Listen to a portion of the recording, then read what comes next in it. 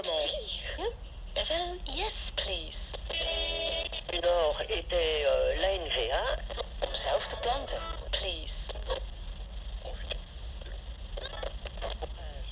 Yes. Ils auraient dû. Language is the ability to acquire and use complex systems of communication, enabling humans to exchange verbal or symbolic utterances. It's definitely evolved from our prehistoric ancestors. Nowadays, we send our friends emojis. Currently, I am teaching my daughter Spanish, and it's been fun and challenging. Isn't she cute? Almost as cute as cat memes, right? There are roughly 100,000 words in the Spanish language, but there's one word that I don't know if I can teach her. Esas son chingaderas. No, pues yo me chingo este, tú chingate el otro.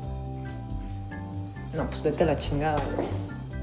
I grew up Mexican and Catholic, and definitely heard the word chingar used in many, many forms. To Mexicans, knowing what the word means is like an appendix to the 7 sacraments. It's part of Mexican life. No one ever had to explain chingar to me, but I always knew its meaning. It's not nice, and it's often used in anger.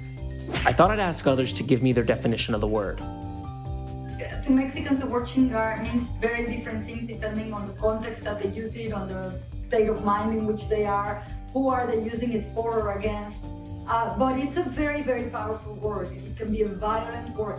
At the same time, it's kind of, you can use it with humor. You can use it to just don't pester me, no me estés chingando. For Mexicans, it can mean anything. I mean, it can mean, distance. If you say something like, está hasta la chingada, it would mean, like it's so far away.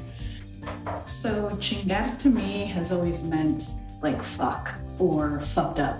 Like se chingó or es chingón or están chingando.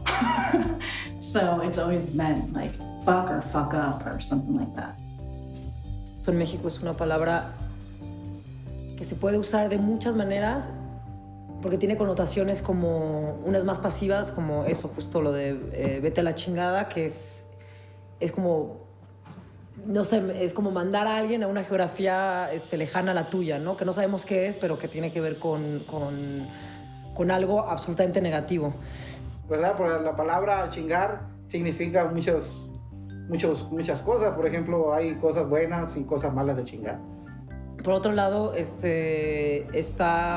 la gente que es muy chingona, ¿no? La gente y que eso tiene una cosa como positiva, de algún modo.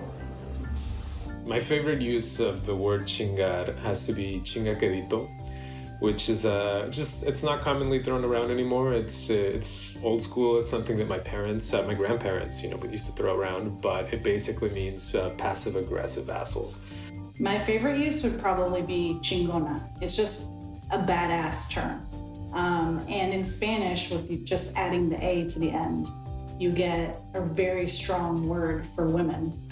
It's really tied to our national identity, to the way we think and the way we speak.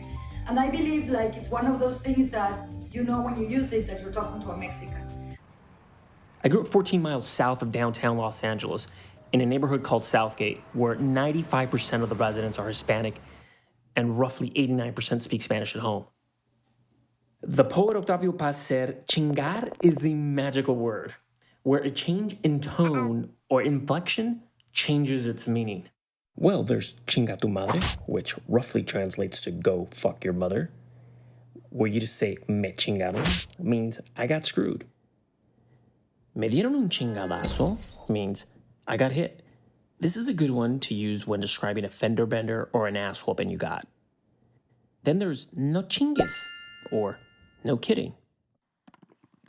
A quick internet search tells me the word came from the gypsies and it means to fight. However, I have read some interesting perspectives on the origin. Professor Rolando Pérez Fernández has a different view. He believes chingar was first used by tribes in Angola, Africa. Pues proviene de dos lenguas africanas, pero principalmente de una de esas lenguas africanas. Son lenguas de la amplia familia bantú que se hablan en África centro-occidental, específicamente en lo que es Angola, la República Democrática del Congo y la República del Congo, lo que es hoy. This idea that Chingar stems from an African language isn't Professor Perez's original idea. Let's look towards Brazil. Yeah, that Brazil. In 1889, Brazilian nobleman Henrique Bobel Rohan, I'll include the spelling on the screen, published the Dictionary of Brazilian Vocabulary.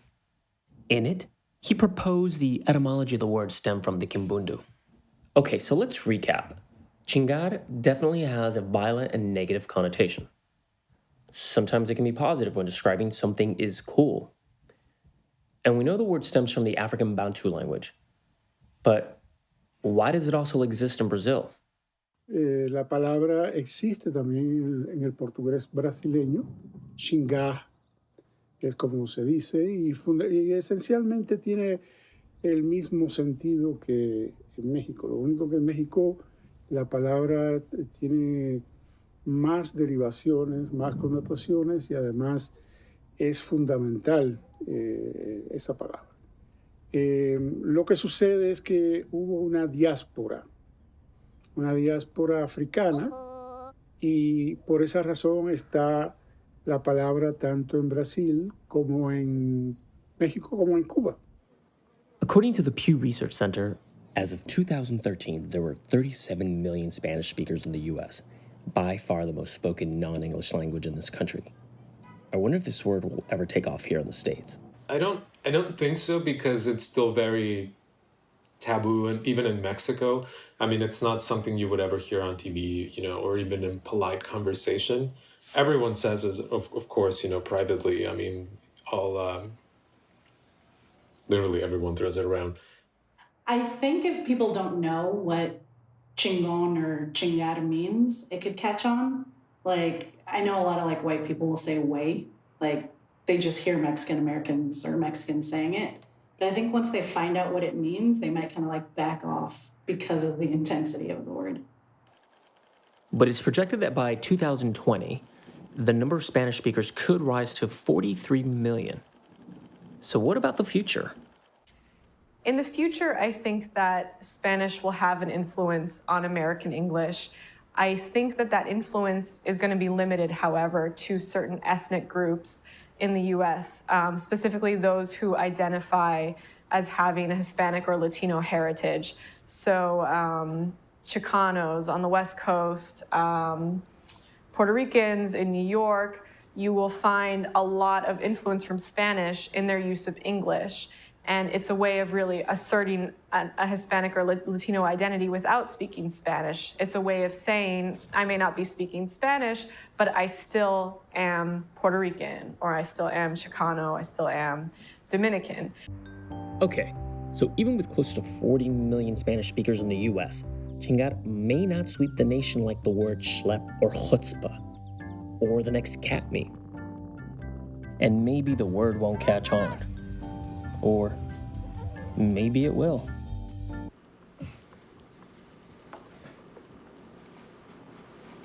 Soy Chingón.